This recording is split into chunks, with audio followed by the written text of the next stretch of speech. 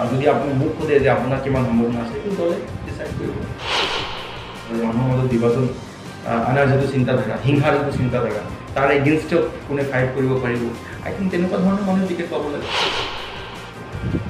আমাৰ তাৰ লোকেল মানুহ বহুদিনৰ পৰাই কংগ্ৰেছৰ টিকেটত কণ্টেষ্ট কৰিব পৰা নাই সংবিধানত যিবোৰ মূল্যবোধ লিখা আছে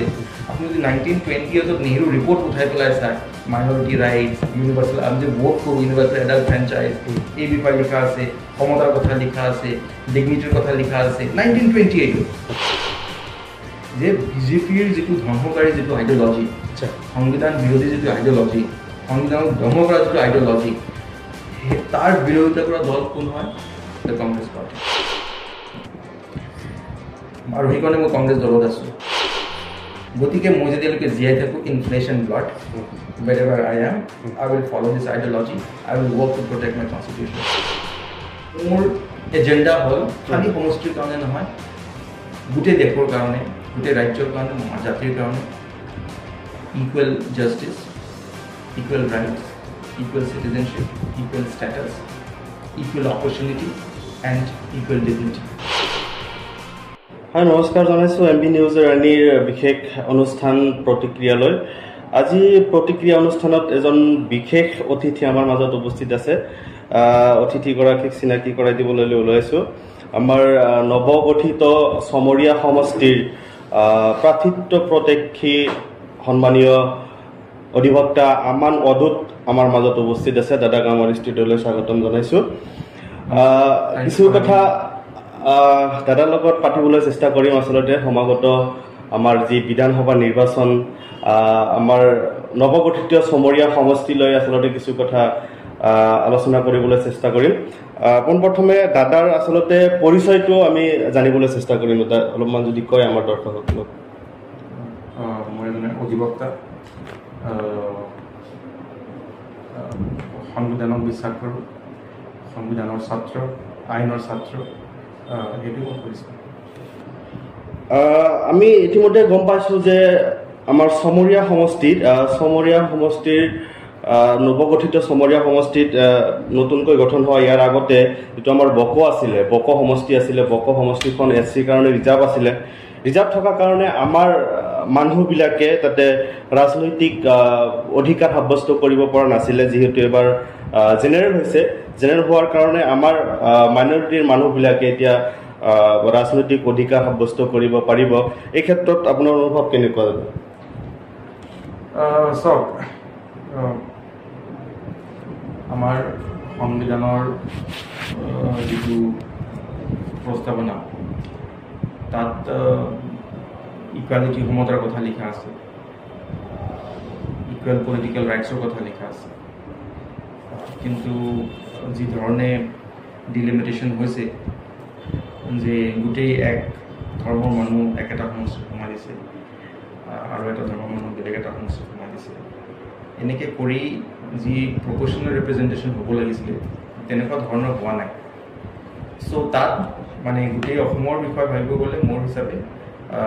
যিটো সংবিধানত যিটো কনচেপ্ট হয় ইকুৱেল পলিটিকেল ৰাইটছৰ সেই তাৰ পৰা আমি বঞ্চিত হৈছোঁ কাৰণ আপুনি অসমত বহুত সমষ্টি ডিলিমিটেশ্যন কটা গৈছে এতিয়া যদি আপুনি আমাৰ সমষ্টিৰ কথা আহে ইয়াত আগত বক' সমষ্টি আছিলে ছয়গাঁও সমষ্টি আছিলে ইয়াৰ দুটা ব্লক মিলাই পেলাই তিনিটা ব্লক একচুৱেলি 3-4টা ব্লক মিলাই তিনিটা ব্লকৰ পৰা বেচিকেলি দুটা ব্লক আৰু এটা সেইফালৰ এটা ব্লক আনি পেলাই এটা চমৰীয়া সমষ্টি বনোৱা হৈছে এতিয়া ইয়াৰ যিহেতু এইটো ৰিজাৰ্ভ আছিলে কনষ্টিটুৱেঞ্চি ইয়াৰ লোকেল মানুহে কেতিয়াও ইলেকশ্যন কণ্টেষ্ট কৰিব পৰা নাই লোকেল আছিলে আই থিংক নগৰবাৰ ফালৰ মানুহ যদি জাষ্ট লোকেলেই আছিলে আমাৰ তাৰ লোকেল মানুহ বহুদিনৰ পৰাই কংগ্ৰেছৰ টিকেটত কণ্টেষ্ট কৰিব পৰা নাই গতিকে সেই হিচাপে ভাল এটা অপৰচুনিটি যে ইয়াৰ মানুহ যদি উপনীত হ'ব পাৰে তেনেহ'লে মই ভাবোঁ যে it's a very good opportunity কিন্তু তাতকৈ মই বেছি মোৰ গুৰুত্ব যিটো হয় এমফেচিছ যিটো হয় সেইটো হ'ব যে যোনে ইয়াৰ প্ৰতিনিধি নহওক সেইজন মানুহ একদম য'ৰ পৰা চিমলাপতিৰ পৰা ষ্টাৰ্ট কৰি পেলাই পাহাৰ পাহাৰলৈকে প্ৰতিজন ব্যক্তিৰ প্ৰতিনিধি হ'ব লাগিব মই যিমান ঠাইত যাওঁ দুটা সমষ্টি মানে আগত যি দুটা সমষ্টি আছিলে ইয়াত এতিয়া এটা চমৰীয়া সমষ্টি চ' বহুত মানুহে নেগলেক্ট ফিল কৰে যে আমাৰ ইয়াত বেছি গুৰুত্ব দিয়া নহয় যাওক তাতে মাত্ৰ মিটিং কৰে আৰু মানুহৰ এটা কমপ্লেইন সেই কমপ্লেইনটো হ'ব নালাগে ফুটুৰিৰ পৰা পাহাৰ পাহাৰলৈকে এইফালে বালিজাৰৰ পৰা আপোনাৰ একদম লাষ্ট গুৰুচৰলৈকে চ' যিজনে প্ৰতিনিধি নহওক কিয় প্ৰতিজন ভোটাৰৰ প্ৰতিজন নাগৰিকৰ প্ৰতিনিধি হ'ব লাগিব আৰু কোনো এৰিয়া যেন অৱহেলিত নহয় নেগলেক্ট নহয় চব যোনে যোনে যি ব্যক্তিয়ে ইয়াৰ প্ৰতিনিধি নহওক কিয় যাকে মানে ৰাইজে ভোট দি জিকাব সেই মানুহজন যেন চবতে গুৰুত্ব দি পেলাই মানে তেওঁ প্ৰতিনিধি হৈ পেলাই চবৰ ওপৰতে সমান গুৰুত্ব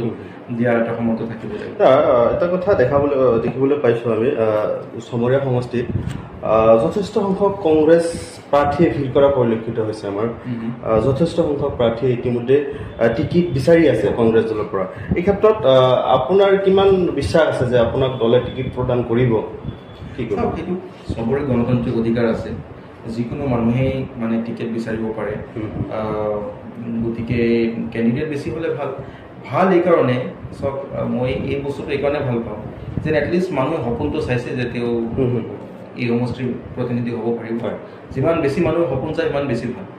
গতিকে 5টা কিয় আৰু 10টা হ'ব লাগে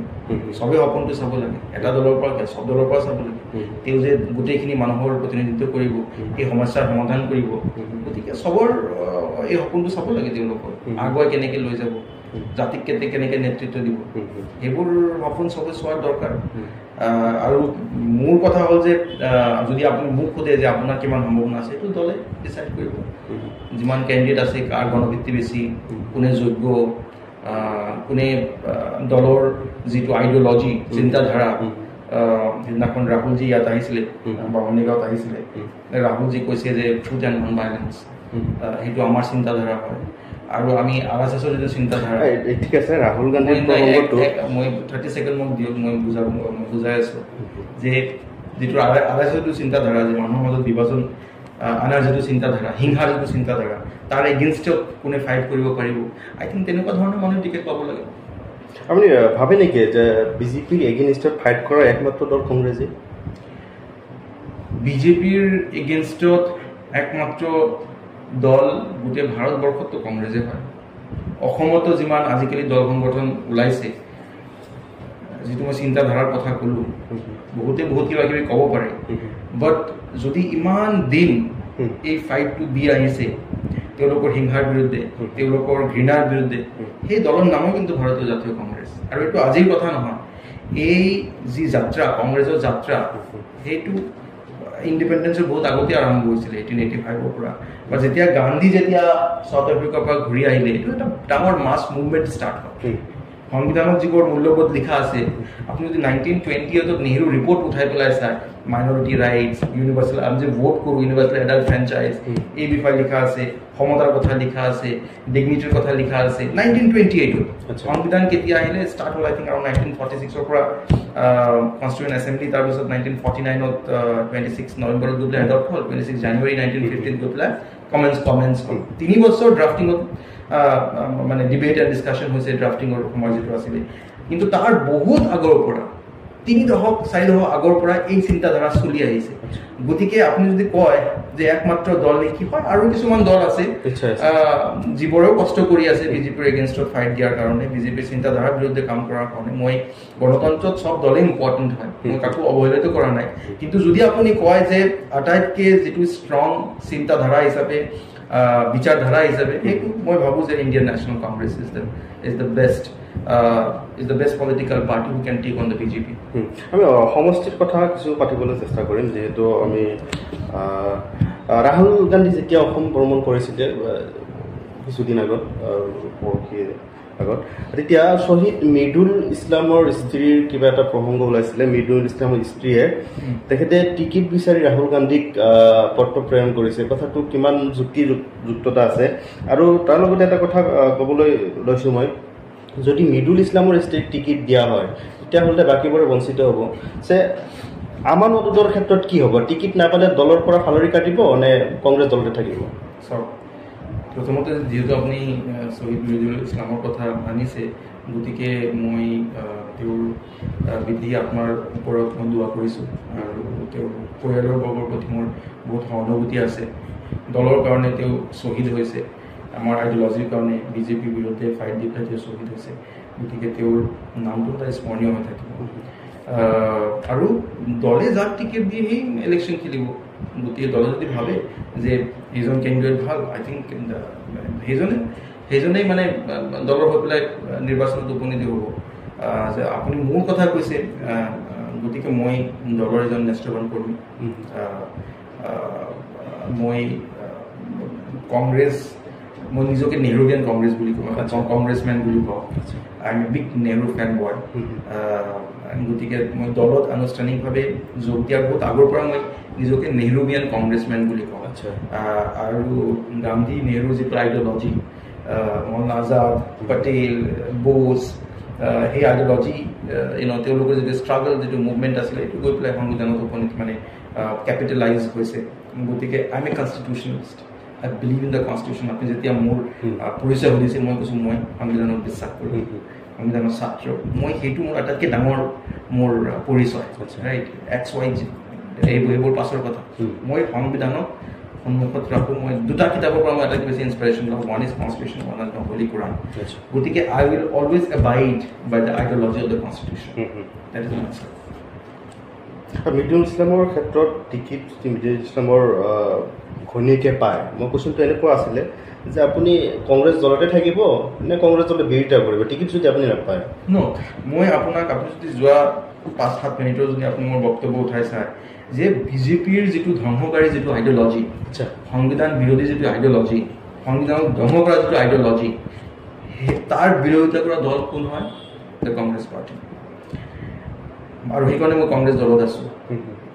গতিকে এই দলত থাকি পেলাই মই সংবিধানত প্ৰটেক্ট কৰিব বিচাৰোঁ এই দলৰ আইডিঅলজি ফ'ল' কৰি পেলাই মানে আমাৰ টিকেট নাপালে MLA নহ'লেও আপুনি কংগ্ৰেছ দলৰ হৈ কাম কৰিব মই যদি মোৰ আপুনি কৰ্ম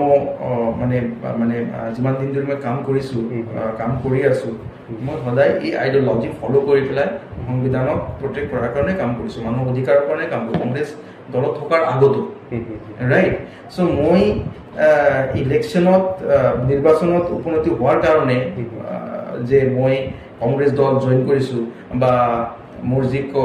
যি কাম কৰাৰ যিটো মোৰ গতি যে মই 26ত ইলেকশ্যন নেখেলিলে মই কাম কৰা বন্ধ কৰিম এইটোতো কথা নহয় কথা হ'ল যে মই কংগ্ৰেছ দলৰ সক্ৰিয় সদস্য হোৱাৰ বহুত আগৰ পৰা মই কাম কৰি আছোঁ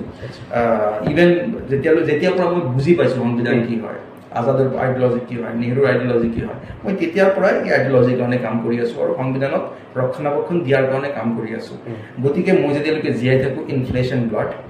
wherever I am I will follow this ideology I will work to protect my constitution sir যদি দলে আপোনাক টিকেট দিয়ে যদি বাছনি কৰে এইটো পিছৰ কথা দলে নিৰ্ধাৰণ কৰিব তো আপোনাৰ কথা বা ৰাইজে যদি বিচাৰে দলে যদি বিচাৰে টিকেট দিব পাৰে সমৰীয়া সমষ্টিৰ যথেষ্ট সমস্যা আছে যেহেতু মই আগতে কৈছোঁ ডিমিলিটেশ্যনৰ ওপৰত যিটো সমৰীয়াৰ সমষ্টি হ'ল ছয়গাঁৱৰ আধা আৰু আমাৰ বক সমষ্টিৰ আধা ইয়াত 90% আমাৰ মাইনৰিটি মুছলমানে বাস কৰি আছে চ' এই মানুহখিনিক লৈ আপুনি কেনেদৰে আগবাঢ়ি যাব আচলতে কি উন্নয়নৰ ক্ষেত্ৰত বা জাতীয় সমস্যাই হওক নাইবা ৰাস্তা ঘাটৰ সমস্যাই হওক আপুনি কেনেধৰণে ফাইট কৰিব চাওক ইয়াত দুটা ষ্টেজত দুটা লেভেলত মই আনচাৰটো দিম ফাৰ্ষ্ট অফ অল যে ইয়াৰ যিজন প্ৰতিনিধি হ'ব হয় বা যোনে প্ৰতিনিধি নহওক কিয় যোনে মানে যিটো সমষ্টিৰ আজিলৈকে যিমান প্ৰতিনিধি তেওঁৰ আই থিংক ফাৰ্ষ্ট দায়িত্ব হ'ল যে এইটো যে বুনিয়াদী যিবোৰ সমস্যা ৰাস্তা ঘাট ঘৰত বিশুদ্ধ খোৱা পানী বিদ্যুৎ সংযোগ হেল্থ ইনফ্ৰাষ্ট্ৰাকচাৰ তাৰপিছত স্কুল কলেজ এইবোৰ একদম বেছিক যিবোৰ চিভিক কমিউনিটিজ বুলি আমি কওঁ বেছিক নিডছ মানুহৰ এইখিনি বেছিক ইনফ্ৰাষ্ট্ৰাকচাৰৰ কাৰণে কেতিয়াও ডিমাণ্ড কৰিবই নালাগে ৰাইট আমাৰ ইয়াতে এটা গোটেই সমস্যা এটা ছায়েন্স কলেজ নাই ইয়াৰ কাৰণে মোৰ হিচাপে কোনো ডিমাণ্ড দিবই নালাগে এইটো প্ৰতিনিধিৰ দায়িত্ব যে তেওঁ কামখিনি কৰক আজি আমি জাপাটাৰ পৰা ইয়াত আহিছোঁ আমি নাৱত উঠি আহিছোঁ তাৰপাছত ৰাস্তাটো আমি চাইছোঁ মই ভাবোঁ যে এই আহোঁতে মই দুই এজনৰ লগত নাৱত কথা পাতিছোঁ তেওঁ কৈছে ইয়াত দলংটো হ'লে বহুত ভাল আছে 100%। আই থিংক এইটো প্ৰতিনিধিৰ এটা দায়িত্ব যে তেওঁ চাব লাগে যে ক'ত কি দৰকাৰ আছে মানুহৰ জীৱনটো কেনেকৈ অলপ সহজ হয় চ' সেইটো ফাৰ্ষ্ট দায়িত্ব থাকিব লাগে আৰু সেইটো তাত কোনো ডিমাণ্ড কৰাৰ কোনো জাগা মই দেখা নাই কোনোবাই ক'ব পাৰে যে এই কামটো ইয়াত হোৱা নাই গতিকে আপুনি ইয়াত এই বস্তুটো মানে নজৰত আনিব পাৰে কিন্তু আই থিংক এইটো আটাইতকৈ প্ৰাথমিক দায়িত্ব যে এই বস্তুখিনি কামটো হওক পইণ্ট নম্বৰ 1 পইণ্ট নম্বৰ 2 যে লাইক আই ছেড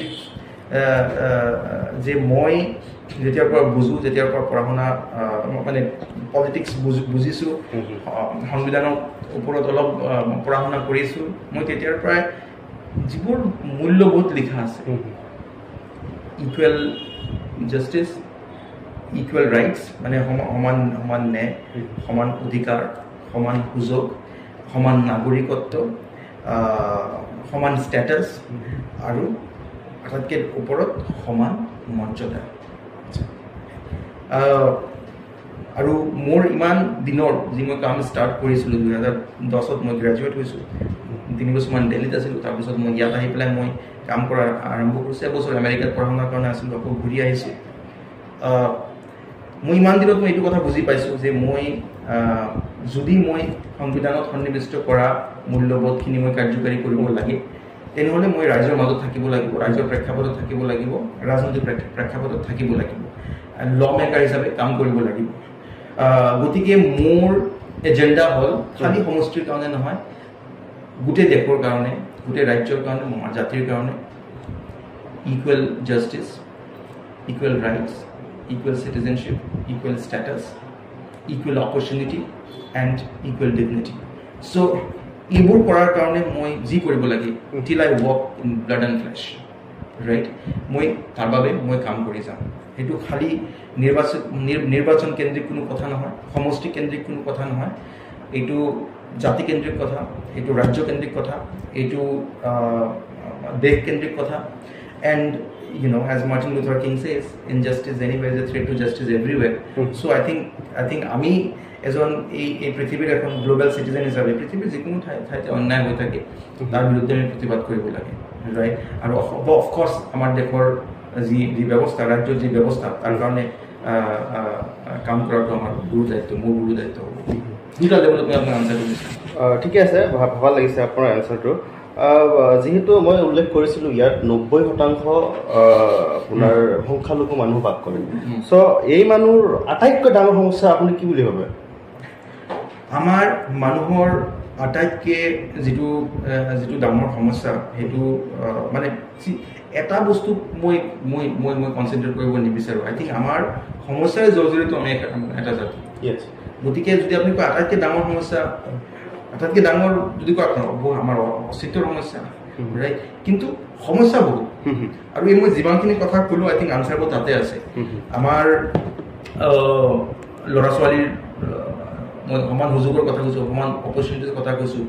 বহুত বেছি মেধা সম্পন্ন আমাৰ ল'ৰা ছোৱালী সেই ল'ৰা ছোৱালীৰ কাৰণে সুযোগটো ক্ৰিয়েট কৰাটো বহুত ইম্পৰ্টেণ্ট ৰাইট গতিকে তাৰ ওপৰত আমাৰ জনপ্ৰতিনিধিৰ আটাইতকৈ গুৰু দায়িত্ব হ'ব লাগে যে কেনেকৈ এওঁলোকক মানে অপৰচুনিটিজবোৰ ক্ৰিয়েট কৰা যায় এওঁলোকৰ কাৰণে কেনেকৈ প্লেটফৰ্ম ক্ৰিয়েট কৰা যায় য'ত নেকি তেওঁৰ মেধাটো দেখাব পাৰে জীৱনলৈ আগুৱাই যাব পাৰে আৰু সেইটো হ'লেহে বাকীখিনি ৰাইটছ মানে বেচিকেলি মানে যদি আপুনি এটা মান সন্মানেৰে এটা জীৱন জীয়াই থাকিব বিচাৰে আপুনি এটা ভাল কিবা এটা কৰিব লাগিব জীৱনত তাৰমানে এইটোৱে নহয় যে যদি কোনোবাই ভাল নকৰে তাৰ মান সন্মান সুনিশ্চিত নাথাকে মান সন্মানটো সবেই সুনিশ্চিত থাকিব আছে কিন্তু যদি কোনোবাই মানে ভালদৰে জীয়াই থাকিব বিচাৰে তাৰ এটা যদি ভাল কৰ্ম সংস্থাপন হয় মা দেউতাৰ সেইটো সপোন থাকে গতিকে আই থিংক সেইটো মানে আটাইতকৈ প্ৰায়ৰিটি বেছি থাকিব লাগে তাৰপাছত মই আপোনাক ক'লোৱে যে মানে নাগৰিকত্বৰ প্ৰব্লেম আছে আমাৰ যাতায়াতৰ প্ৰব্লেম আছে আমাৰ কি বুলি কয় ইয়াত যিমান স্কুল কলেজৰ যিটো মই আপোনাক ক'লোঁ যে এটা সায়েন্স কলেজ ইয়াত নাই, স্বাস্থ্যৰ যিটো সমস্যা, গতিকে সমস্যাৰ জড়িত আমি এটা কথা হ'ল আপুনি উল্লেখ কৰিছে আপুনি সমান অধিকাৰৰ ক্ষেত্ৰত আপুনি যুঁজ দিব। এই ক্ষেত্ৰত কংগ্ৰেছ দলত থাকি যদি ধৰক আপুনি 2026 চনত কংগ্ৰেছ দল ক্ষমতাত আহিলে আপুনি এই মানুহকেইটা সংখ্যালঘু মানুহকেইটা মানে বিজেপি চৰকাৰে যেনেকৈ এটা সম্প্ৰদায়ক টাৰ্গেট কৰি ধৰিব লাগিব যে এটা সম্প্ৰদায়ক টাৰ্গেট কৰি যেনেকুৱা আপুনি ধৰক ধুবুৰীৰ উচ্ছেদেই হওক, পাইকানৰ গুলীবৰ্ষণেই হওক, তো কংগ্ৰেছ দল আহিলে এই মানুহকেইটাক কেনেদৰে চাব? মানে মানুহকেইটাৰ যিটো আটাইতকৈ ডাঙৰ সমস্যা মাটিৰ পট্টন,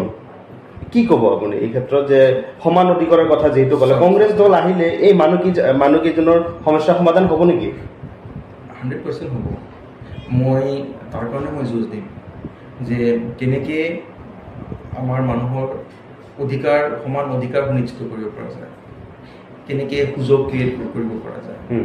কেনেকৈ যেন নাগৰিকত্বৰ ওপৰত যে প্ৰশ্ন নাহে, ভাৰতীয় নাগৰিকৰ ওপৰত যেন কেতিয়াও প্ৰশ্ন নাহে, আমাৰ মান সন্মান যেন সদায় সুনিশ্চিত থাকে, আমাৰ মৰ্যাদা যেন সদায় সুনিশ্চিত, সেইটোৱে ডাঙৰ কথা, আটাইতকৈ ডাঙৰ কথা এইটো। গতিকে মই কংগ্ৰেছ দলৰ এজন কৰ্মী হিচাপে, আৰু যদি আপোনালোকে প্ৰতিনিধি বনায় কংগ্ৰেছ দলত থাকি পেলাই, মোৰ প্ৰায়ৰিটি এইটোৱে থাকিব যে মই আপোনাক আগতেও কৈছোঁ, আই ৰিপিট এগেইন, যে সংবিধানত সন্নিৱিষ্ট কৰা মূল্যবোধবোৰ কাৰ্যকাৰী কৰা মোৰ প্ৰায়ৰিটি, আৰু সেইকাৰণে মই আপোনাৰ সন্মুখত গৈ আছোঁ, ৰাজনীতিক প্ৰেক্ষাপটত গৈ আছোঁ।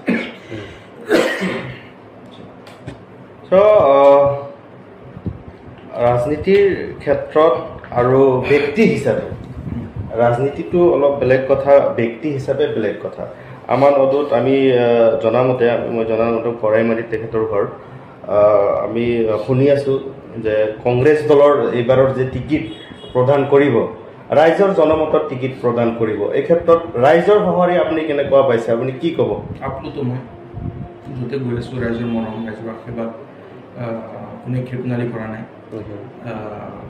দিহা পৰামৰ্শ যি আশীৰ্বাদ মোক দি আছে, I am grateful to them. কি ক'ব আগন্তুক দিনত জনতাক, কি ক'ব আমাৰ MB নিউজ এনিৰ দৰ্শকসকলক কি ক'ব? আমাৰ সময় বেছি নাই, সামৰিব লাগিব। মই এইটোৱে ক'ম যে মই আমাৰ চমৰীয়াবাসীৰ ৰাইজক মই কথাটোৱে ক'ম যে মই তাত জাগ্ৰত সমাজৰ প্ৰতিনিধি হ'ব বিচাৰোঁ। আপোনালোকে যোগ্যতা আগত ৰাখি পেলাই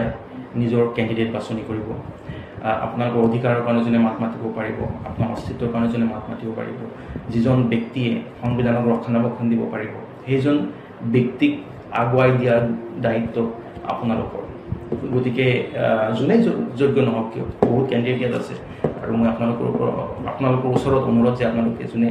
আপোনালোকে যোগ্য বুলি ভাবে তেওঁক আপোনালোকে ছাপোৰ্ট কৰিব। ধন্যবাদ জনাইছোঁ। এই আছিলে আমাৰ লগত অধিবক্তা আমান ৱাদুদ। আগন্তুক সময়ত MB নিউজ এনি চাই থাকিব। আজিলৈ ইমানেই, ধন্যবাদ জ্ঞাপন কৰিছোঁ। নমস্কাৰ।